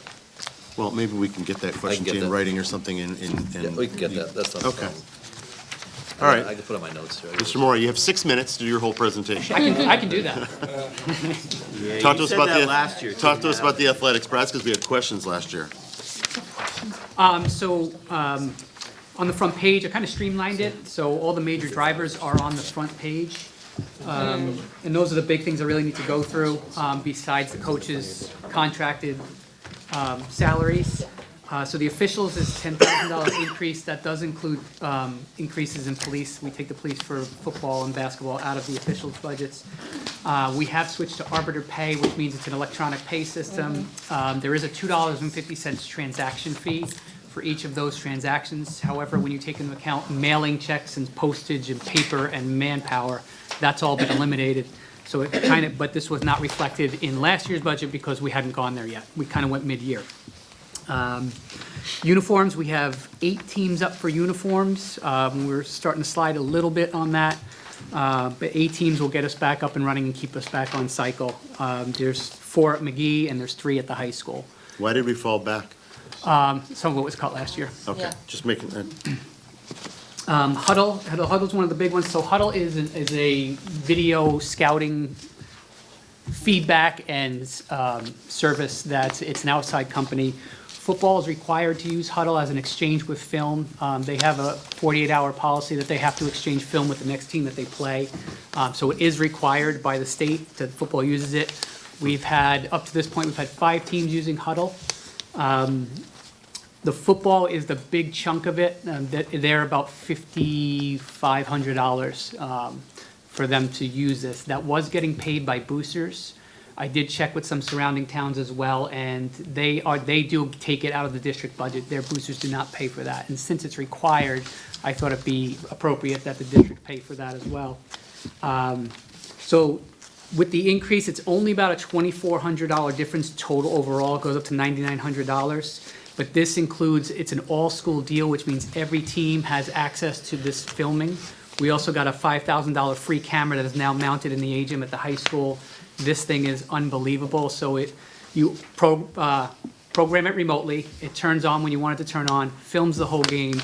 Not only does that, the service, it automatically sends to Huddle. There's people that break down our film for us. We get it back in 2 hours with stats, and they can break it down really any way you want. 3-point field goals, offense, defense. The nice part why I really wanted to do it, because it's kind of like a field sport thing, football, soccer, they all benefit from it. But they have something that's called the Huddle Technique app, which is for individually based sports, so like golf, swimming, diving, tennis. There's an app based, so it's a technique based app, so you can actually use it for those sports as well. And we don't need the camera. You can do it with an iPad, an iPhone, and then just manually send it to Huddle, and they will do the same thing for you. so it's mounted in the A-gym, you said? Yes. So that would be basketball and volleyball? Yes. Is there anything else that goes on in the A-gym? Am I missing something? No, wrestling occasionally is in Okay. there. I'm actually looking into see if there's an outdoor camera for Scalise Field. I don't know if they make a weatherproof camera, but I'm checking into that because I think that would be, we have 5 teams on Scalise, so I think that would be phenomenal if we get that same service there. It does require internet access, which is would be one of the sticking points for that. Any questions on Huddle? It's a great thing. It is phenomenal. I'll just say one other thing. If you've got a child that's, like back in the day, if you were trying to promote yourself to coaches or at other schools to get recruited. That'd be very You'd valuable. have to go through the film and copy, a VHS tape, whatever. Yep. Now you go on Huddle. You just send and it. You make your own film, and after a game, after a football game, a kid can have his own highlight reel in 10 minutes after. So individual students in these different sports athletes can have access to this and Oh, can yeah. create their I own. have access to it, I can watch all the games, I watch the soccer games and everything. Yep. The going district-wide, I thought was a great thing. Thank you. You can do practices as well. I mean, a lot of coaches, they're starting to do practices, and they, Right. you know, for the growth and development of our student athletes, I think it's phenomenal. Next one is cheerleading stipends. I did some research on that. So our cheerleaders coaches right now, it's basically a dual season role. They do football in the fall, competitive seasons in the winter, plus both basketball teams, so they're doing that as well, plus getting ready for the competitive season. I checked into some other districts. They pay them 2 stipends, one for each season. So I calculated the math. It's the equivalent of a basketball coach, the amount of hours that they're putting in between both seasons. So that increase basically comes out to a varsity basketball coach and an assistant basketball coach. That's the equivalent. So the $5,929 would get them up to that level for that. So they put in a. Are you proposing an increase to our cheerleading coaches, and how does that impact our bargaining agreement, which those things are all negotiated in? That's a great question. We just have to get an MOU with the teachers' union. I don't, typically if you're going up in pay, they'll agree to an MOU. Well, never mind. I'll So save were it they for a sidebar. underpaid? That's what Jeff is saying. Jeff is saying, Here's the, you know, Has there been has someone Last year, complained or or this year, put to forth next a year. a grievance? Everyone, or no, nothing like that. It was just a conversation. It was actually a conversation with the previous cheerleading coaches as well, because they talked to the other cheerleading coaches in other districts, and they're getting paid for multiple, the 2 seasons. if you could share also, the cheerleading coaches mentioned to me, the competitions that they're going to now, Jeff, you know more about this than me, are different and larger. They're talking about going to, they just shared with us the other night when I was at the basketball game. Yeah, so their invitationals, they're long. They're long hours. It's similar to almost like a track meet, where they're there for hours and hours and hours. We are actually hosting the CCC Chair Invitational this year. It's probably a 9-hour day, just for that alone. So they do those invitationals every weekend, besides the practice and going about cheering at basketball games and cheering at football games as well.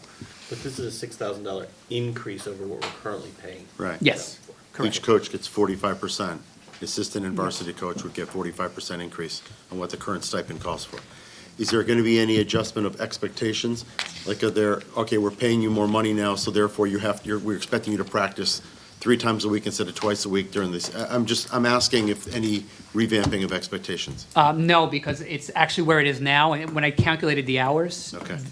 we're so far behind as to what we're paying them now. That would actually get it up to what I would think would be a fair rate, considering Okay. what basketball coaches are getting. And just to make sure everybody's clear on that, these coaches are coaching in the fall season, As well. where a soccer coach is getting a stipend. Right, And then they're coaching in the winter season, where that same soccer coach could be coaching a basketball team and getting a stipend. correct. But they're still only getting the 1 stipend from what they started back in the fall. So And I coaching understand that. I'm for 2 only, seasons for- from our school's perspective, my other school, my other world's perspective, because it's a longer sport, because it goes through multiple seasons, they're not out there every day. So I just wanted to make sure they do maybe 2 practices a week and then maybe a competition, or we go to a game, only home games generally, so we're going, it depends on the sport, of course. So it's not quite as intense as a normal fall sport. They're not there every day and they're not, so I just wanted to make sure that if they're being compensated more, did we think that we needed to change expectations, but you've answered that. Yeah, that's why I broke it down All right. hourly instead of daily. I thought it was a fairly equivalent by that. My last one is the athletic study stipend. So in the library, there's a couple programs that were added last year. It's becoming overcrowded, and they just can't fit everyone in there. It's getting very loud. So the kids that are studying are getting distracted as well. So we actually are running this right now. It's been very effective. We're averaging 20 to 25 kids every day. We're running it in the cafeteria for the athletes only. It's pulled those kids out of the library. The library's been much quieter now, so it's not affecting those programs anymore. And it's been a very effective part of the athletes, because a lot of our coaches don't get there till 3 o'clock, we end at 2:10. So it's given them a place to go and get some work done. It's not a mandated thing right now, but I found it to be very effective. It's working out really well.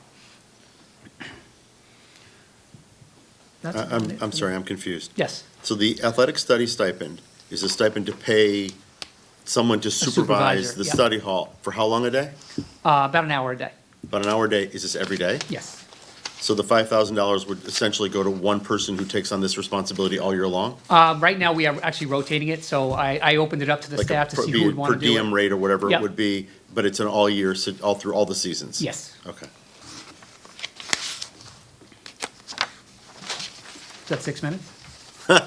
It was 8, but that was, we had a couple questions. Oops, sorry. So the 20 to 25 average, on average, athletes who are coming to the athletics study, is that just because they're self-selecting to be there, or? Yes, it's not mandated. So it could. It could be a lot more. Increase, or, okay. And it could be something that, I know other schools haven't mandated, Yeah. you know, because no teams are really starting before 3 o'clock anyway. Sure. So that's something we could definitely look into as well. And it'll vary by day. I know my daughter in the fall, Sure, when they yeah. had home games, she would take Advantage. advantage of it. When they had an away game, a lot of the kids would run out and grab something at the Subway or whatever to be able to get back together. Do you guys run these on like the half days?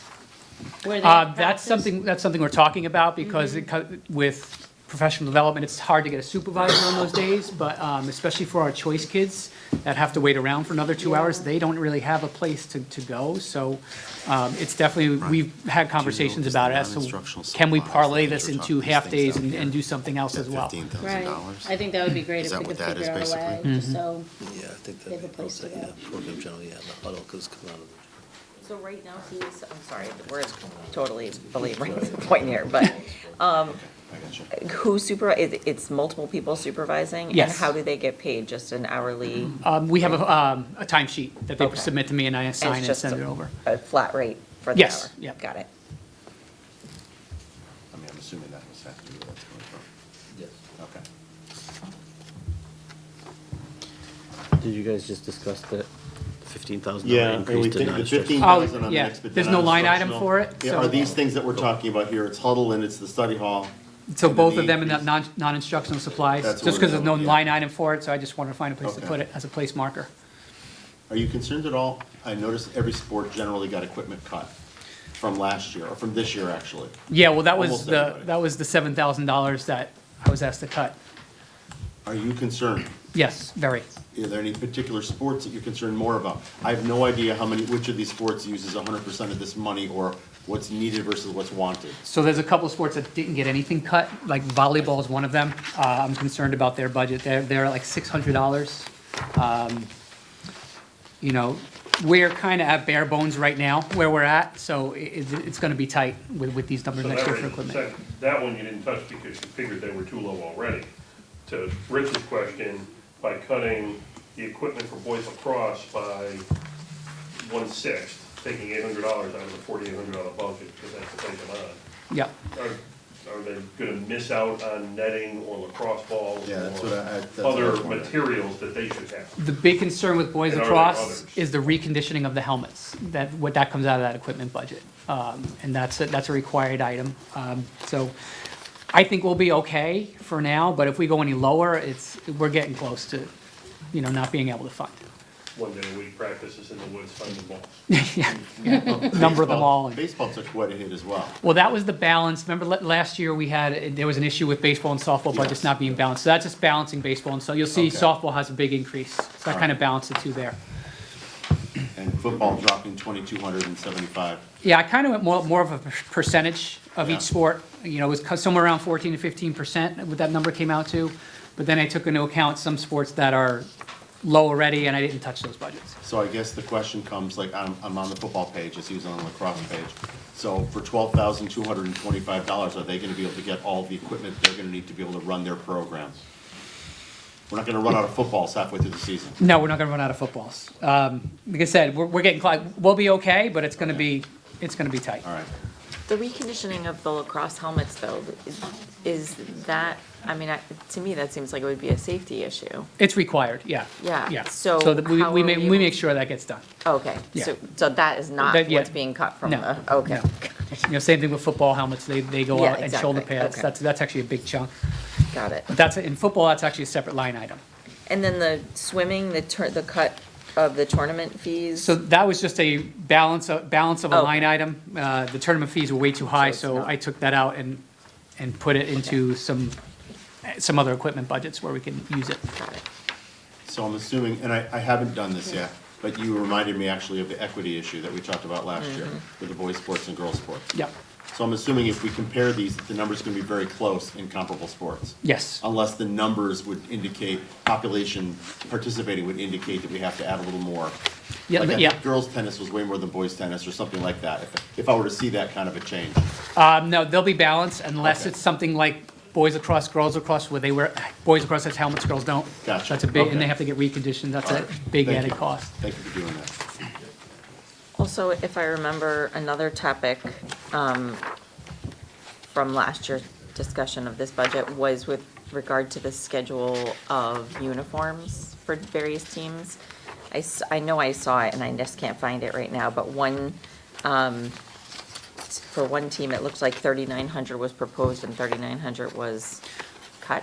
So girls' basketball and baseball, they did get their uniforms last year. So Okay. that money was taken out, we did get the Okay, uniforms, so so that's it's- just taken out because, So it's not that they're not getting uniforms no. on their cycle? That's just Got from it. one year Okay. to the next, they rotate.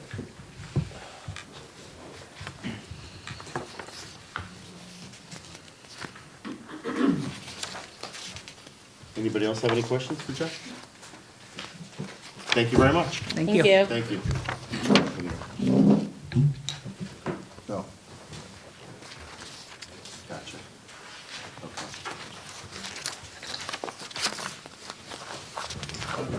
Mr. Cogno. Evening, folks. You'll see on your agenda that this speaks to two issues, site and building and capital requests. Things have changed a lot this year in the way we went forward, and I'm going to handle them, and you'll see why together. I need to back up just a little bit to let you know how we got where we are, and this one-page report that you have will make a lot more sense. Hold on, Jeff, I'm sorry. What are we working off of here? Did I not? You have them all. And it's right in here, Why am I not seeing it? double-sided. Maybe I might have put it away without realizing it. Everybody's got 'em. Sorry. Thank you. I'm sure I'll find it in my I pile just here need one, somewhere. I gave Rich mine. Well, you could have it back in Oh, there. well, thank you. Thank you. Yeah. Thank you very much. Yeah, I think I clipped it into the notebook somewhere. It's right there. Oh, that's the one I got, but that's You know, it's both sides. that's not the one you're showing. It's the one that I'm Oh, yeah, saying. okay, my bad, Yeah, there's only one. that's what I was looking at. There's only one prop to this whole thing, right here. You got both sides, okay? What we did this year is request from the buildings and some other department heads to give us their entire list of requests for facility issues, for equipment issues. And so we packaged those all together. This is at a staff level here. And we had to do a few things with those. We had to, first of all, make sure that we packaged the lists of, I will say, projects and/or expenditures that were going to be requested under the capital plan. The town, some of you may know, has a capital plan process which they go through, which is some medium-sized and some very large-size expenses that have to be done either over 1 year or over 5 years, or sometimes spread over a 10-year period. Our job from the Board of Education standpoint and the staff is to make sure we feed our projects and expenditures that fall into that category up to the capital, it used to be called the capital plan program. This year, what has happened with that is the Town Finance Committee, or the town, or the finance department has changed basically how that goes forward, and make it a lot more efficient as far as everybody, I believe, is concerned, is they have a committee. The committee is called, and you'll note up here, the Capital Management Committee. we sit on that also. I represent the Board of Ed on that. There are people from the town manager's office, finance, public works, park and rec, et cetera, et cetera, et cetera. It's a very large committee. All these things, excuse me, all the projects that are needed from the town and from the Board of Ed go to that committee for evaluation. So here's what we had to do first of all. We took all the requests that came from our departments, and we had to categorize those $25,000 or more. Okay? So I'm going to work the capital plan portion first, and then tells you what happened with the other ones afterwards. So we put together our list, we submitted them up to finance, it went to the capital budget committee, and the first piece you see here under capital budget is under what got recommended by the capital management committee to go to the Board of Finance and the town committee, town council. You'll see requested, and I'm just talking Board of Ed here. Everything you're looking at on this front page is Board of Ed. This is what was requested. Well, I have to put one note. There are some things in here, excuse me. I sat here this whole time with a clear throat.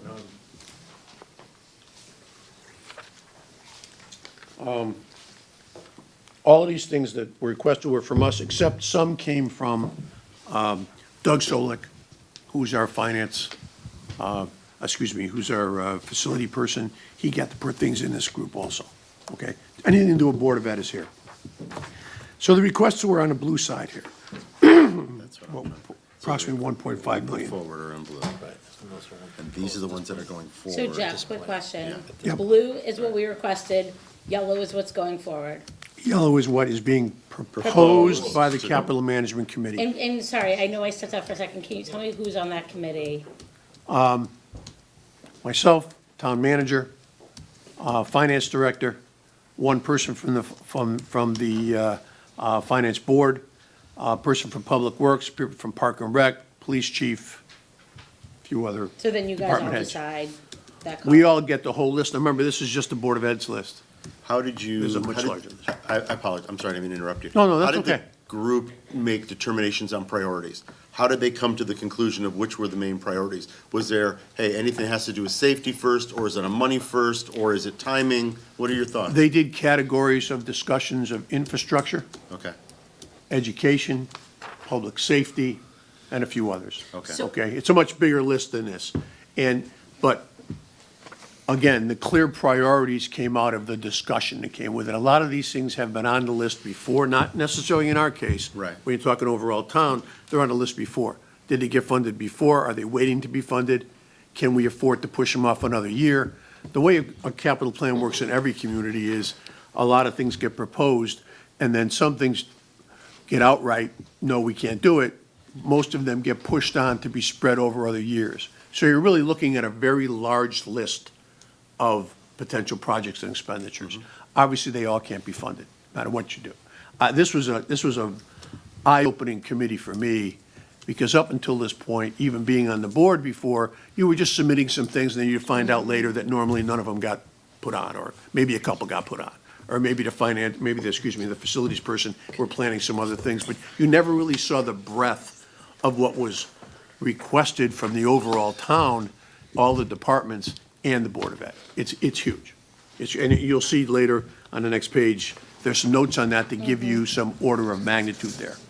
So if you look at the list, you can see I wanted to make sure that I let you folks know that we requested a substantial amount of funds with very important projects for us. Because I know last year that was questioned whether we ever submitted enough and you know, whether it was done appropriately or however. This is what we got this year, and you can see it's pretty substantial at $1.5 million. This would compare with what we used to do on site and building and capital, generally, except this is only the stuff that was over $25,000. So it gets considered a different way now. The way it gets considered is, as you see in a portion of the blue and the gold. You can see out of the first group, I will tell you the Capital Management Committee is pushing forward $495,000 in general fund, which very frankly, I don't believe, at least the time that I was on the board, and certainly not in the last couple of years, we've ever seen that kind of money in site and building. Okay? Now, Proposed. proposed. Proposed still. Proposed, we Yeah, never so seen this it is- proposed. This is going to the Board of Finance and the Town Council. Yes. And then they'll ultimately make the decisions Exactly. about what gets funded. Exactly. Gotcha. Okay, so, now the second little piece here, the non-general fund, and it's important, it was fair to break that up because, of course, these are different funding sources. And they're for bigger projects. LoSiP is some of the public works stuff, and bonding is actually the bonding for it. Very important for us to put in here because we got two major projects here. The Willard HVAC replacement is a big project. And the interesting conversation at the Capital Management Committee, which I thought did a very, very good job, obviously you can't fund everything, but they agreed with a lot of conversation to not only start Willard at 2.5, but there's two other projects that are coming forward. Okay, because Willard's only one of our elementary schools, and we've got to do all three. So what we're going to see here now, if the Capital Management Committee stays intact, and if the Town Council moves as the Capital Management Committee wants to, you're going to see, I would suggest anyways, I think you're going to see all three elementary schools get done in a short period of time. Okay? Very important to us. So a lot of the, if I may say, discussion on what the Board of Ed is going to get and how much and how can we move forward went into that portion of it because I don't think there's any other way that we're going to fund HVAC for our facilities unless it comes out of bonding. So the recommendation from this group to go into the Board of Finance and Town Council will be to bond this. Exactly. Okay. Exactly. And And there was support for the next two schools. well, there is with the management committee. Yes. Yes. Actually, I thought it was going to be harder to do, speaking, along with the group, but mostly for the Board of Ed, obviously, that's why I'm there. But they understood that the only way it's going to happen if it gets put in this section and if it gets started now because we have three to go. So it was a good thing. It was a good thing. And if you look at all the blue and all the gold together, you're looking at, out of what we asked for, you're looking at a substantial amount, $3.6 million being put in the list of proposals. Now realize they're proposals. So the town council has to deal with it, but. So let me ask you one question on Yep. one of these specifically. I'm looking at school security vehicle. Yep. Request was 50. Yep. I'm assuming that was two cars perhaps. There was one. One car. No, because they get equipped with stuff. Okay, so now we're down to 10,000. We're buying 3 golf carts? No, that was an interesting one. Can't have Okay. one golf cart for 10. Yeah, that was an interesting one. What the proposal was of the management committee, because of course, remember, we have the cops there and we have Okay. public works guys there and guys who work in town garages. So how about this? We can't afford vehicles for everybody, which of course I know. Remember, this was our overall request. We're Yeah. requesting everything. Yeah. They said, we will take one of the police cars that has been retired as a police car, re-outfit it with all the For security stuff. $10,000, For hopefully, if that gets $10,000. funded. Right. But now it's under $25,000, so why is it in the capital? Good point. Can I ask a question? All right, I wasn't about to argue. I all right. wasn't about to argue. You know what happens though? Started as more. I know, I You know, get you it. know what happens though, realistically? It becomes, and I don't have all the pages here because it's stacked under vehicles and vans and all, Okay. so it's a big. Fair enough. I It's a just much thought I'd larger ask. amount, okay? So, can I just add? I understand that it may be more cost-effective to provide the security guys a vehicle to move within Yeah. the school district Mm-hmm. over the course of a year, rather than paying the 54.6 cents a mile or whatever it is. Well, But, do we have to have a security vehicle with lights and whistles and sirens and cages in the back for, we don't arrest people? Well, they're not gonna give- Can it just say Berlin Public Schools Security? wait, I don't think it's gonna have all. they're not gonna outfit it as a police car. They're gonna outfit it as You a, said it had all this stuff, so I'm well, it curious has, to what it has this security. stuff is. It has security equipment that goes into this, the radios, and whatever other equipment the security people want. If there's something that happens in the school that they need equipment for when they're moving from one school to another. So this is not the vehicle itself, it's the equipment that they're gonna carry in the truck. And refurbishing the vehicle if it needs to have any work done to be, make sure to be clear. I think actually well, that's an interesting topic. It doesn't seem like a lot of money, and we ultimately have no control whether it ends up going forward or not. But this, if it does go forward, this becomes the face, what the public is gonna see of the security drive. So I think it's a good question to have either some say in what it looks like, or Yeah. at least have an idea of what's being put forward to go into this thing. We don't have one yet in town. Right. Yeah, no, I'm it just, makes- just from the, look, we had long conversations about security and Right. what are uniforms are gonna look like, Yeah. and what are we gonna do with this, what are we gonna do with that, and what do we want that face What do we want the face to be? to the community, is, you know. If this does get At the end of the day, funded, it's still school, not a, yeah, if this does get funded, it'll have discussion on what it's gonna look like, and of course, John will be involved in what it gets Right. outfitted in, what it gets outfitted with, and who's using it. Doesn't necessarily mean he's gonna be driving around in it, Right. waving to people. You know, you have security people going from all over the place, so, and they also, very frankly, remember, our security people also do safety and residency. right. So right. you got, they're moving around a lot. As Brian talked about earlier, there's a lot of activity in residency. Unmarked car? Unmarked. Yeah. That's what I was gonna say, in that case. probably- Yeah, right. Bless you. Just a comment though, you're gonna have to revise this because the numbers don't work. The blue column should have the 4,194,000, and the yellow column should add up to 3,195,000. What did I do? I totaled them with the totals there? Yeah, I think you included I think you think so. included the sub- twice? yeah, exactly. The subtotal was included twice. I apologize for that. Jesus, that's not really good. What? The subtotal number at the column, section A, The Yeah. one was for- added in addition to all. Oh, I went down to Section A To section B to get to the bottom column. So the blue column should be 4,194,000, and the yellow column is 3,195,000. Yep. I apologize for that. You know what Now we can get two cars. Motion to adopt? Do I hear it? Yeah.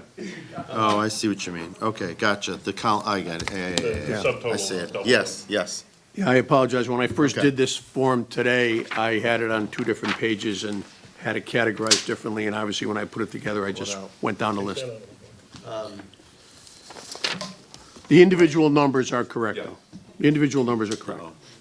I understand that you don't have Replacing any the bridge by control my over house. how this stuff, what is each of the buckets would and be a so thing. forth, but do you know if there was conversation with the facilities folks that, so I see Willard HVAC replacement at $2.5 million. Yep. And that's in the bonding bucket, if you will, non-general fund. But I also see a rooftop unit at McGee at $225,000. It seems to me that if I was gonna select a contractor, I'd try to bundle them up and get a better price and kind of run it that way. Jeff, not your thing, I'm just asking the.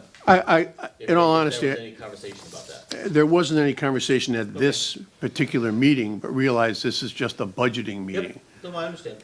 When you go to contract these things, you do something totally different of what you have to do to contract. I mean, there's a lot of things in here that are not, these are estimates. So they're not looked at as what your actual contract amount is. I just- Anything I to do with just his look at it budgeting, from that's why they're all round numbers. I mean, you're going straight from request. Now, some of these things, I do believe that the rooftop unit was priced out. Okay, so it's priced out a while ago, but it won't be that exact I figure. just looked at it, the guy's getting his driveway next door to me, he knocks on my door and says, hey, listen, I'm doing this I don't guy's even have driveway, any I can idea do what this Yeah. size for maintenance department we have X within because our I'm right next district. door, so I'm Like, just do we have asking. maintenance guys who do some of the So labor anyway. themselves? Well, we would be leaving that to the Yeah. facility department anyways. This stuff would not be contract. This stuff will all be done by whatever is approved here. If it does get approved, Gotcha. will be handled by the The town town's general fund, Yeah. understood. and Okay. the facility department there. And they'll go through their normal procedures of procurement and everything else. Yes, no, I understand. Do we have a sense of a timetable on I don't know the timetable of this process. It gets approved during the same budgeting Okay, process. same, that we do. okay. I didn't know if it was a separate concept. Yeah. Okay. This is the general fund portion is approved at the same time the rest of the general Gotcha. fund portion is done, okay? So, again, once again, sorry for the, I just broke it up. If I left it together, they would have been correct. So the estimate for the lavatory upgrades for the elementary schools at $25,000? No. When that was put in, that was requested that way by, I think, Griswold or whatever, okay?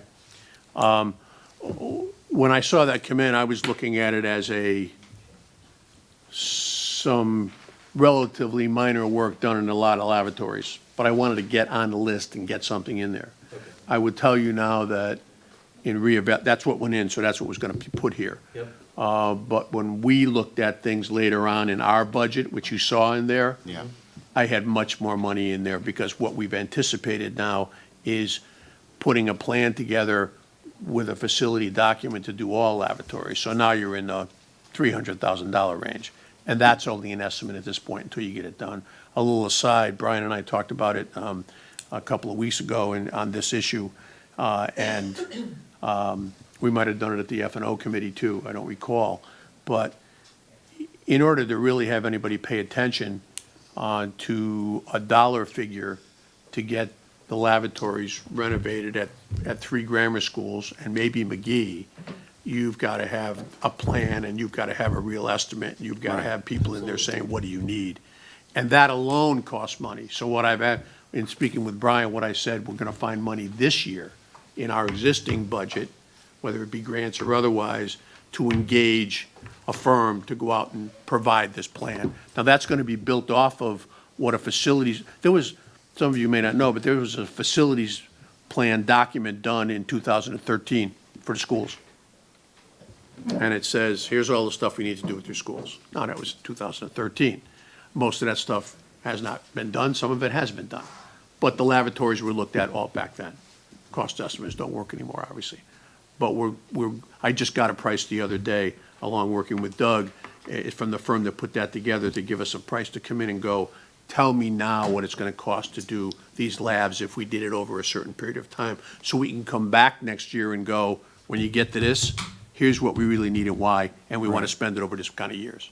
So it's a different program now than it was listed here, but the lavatories hit the Okay. list. And I think the reason that comes up, and I don't want to speak for everybody, but when we toured the buildings Yeah. and hearing from all the principals and seeing and smelling them ourselves and realizing this is really not an acceptable situation. We need to do something. So if it's a next year situation or a partial this year situation, the sooner we get the ball rolling, the better.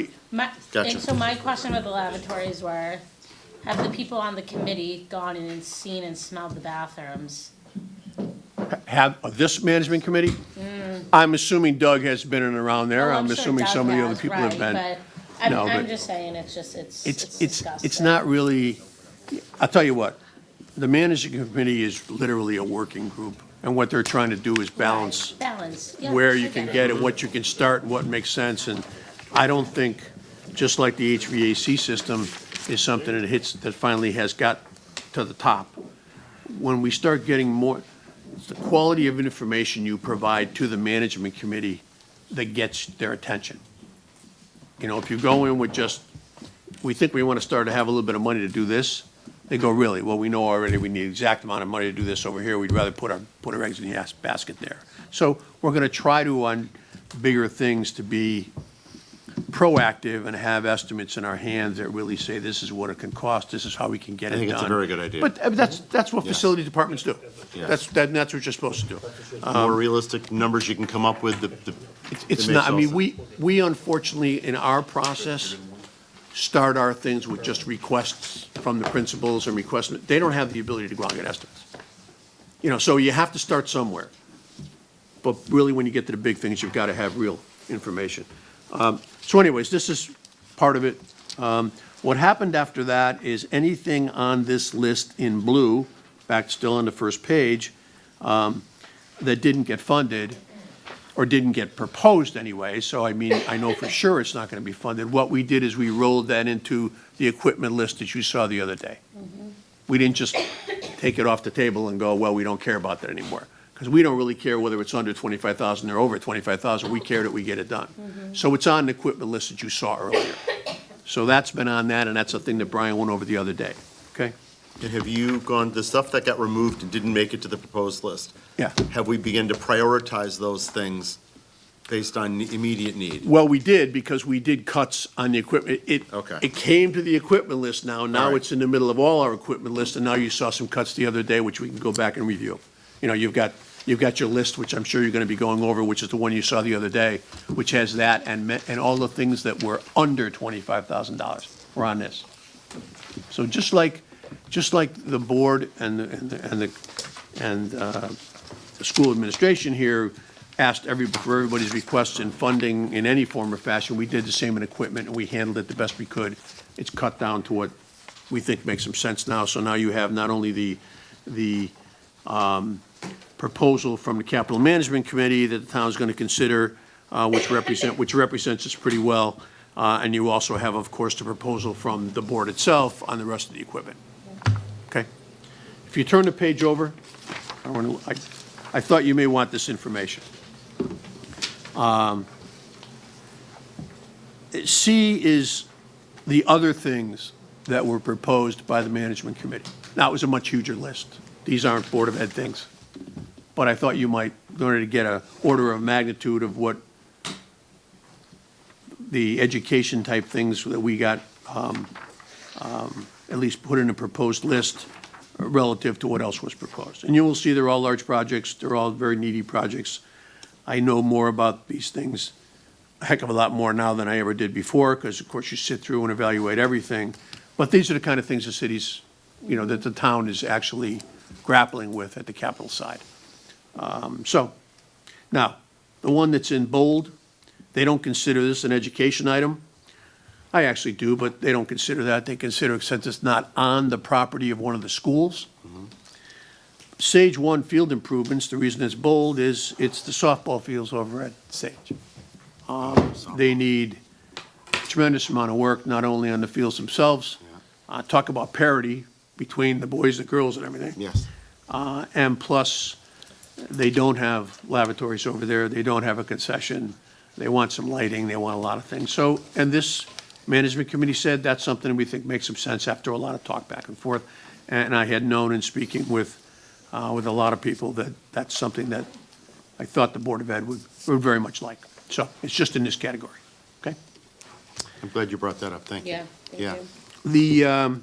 So again, the town is, very frankly, I think they're stepping up fairly well for the school facilities and the board, given what else is requested. I mean, I think we were represented pretty well, not because of me, just because the management committee was very, very earnest on what they think the schools needed and funding it.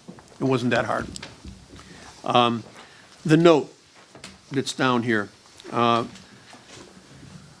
the overall request that came into the management committee from both the school administration and all the town departments was $6.9 million on the general fund side, of which only 2.2 was proposed. Still a huge number. And then I explained that the project and expenditures had to be less than $25,000 and could not include any information technology.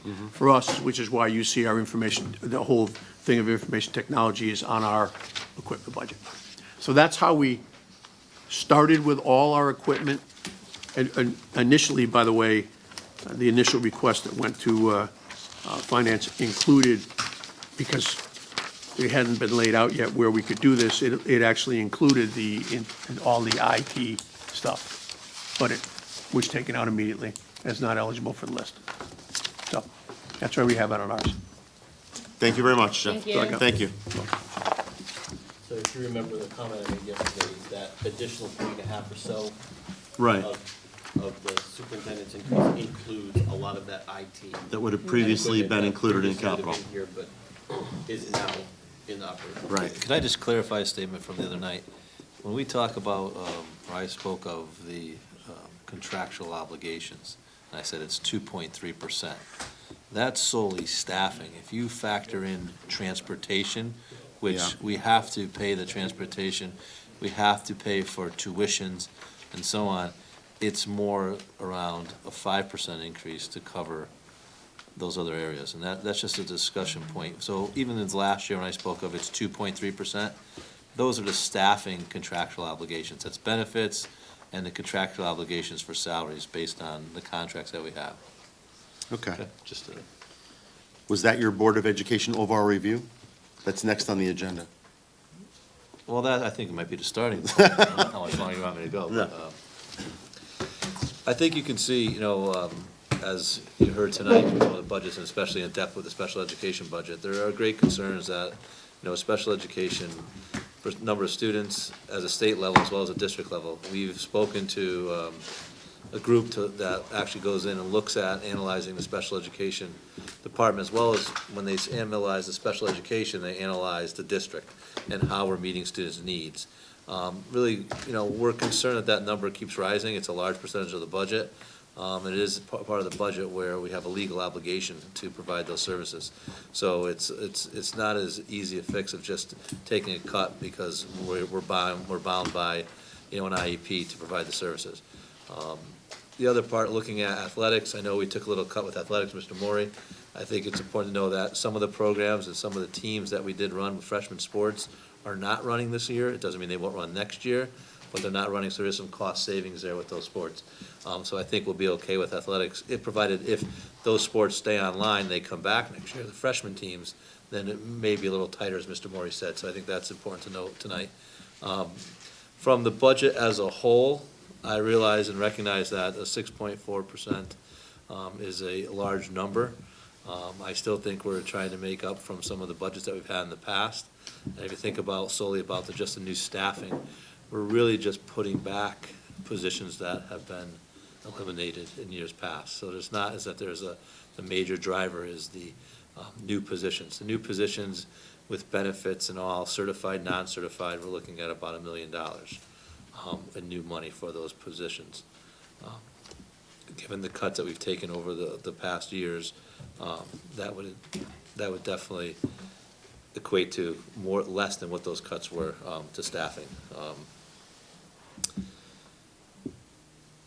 As I started the budget, I think I'd like to end my speech is that the people of Berlin have been accustomed to an education system in a certain manner.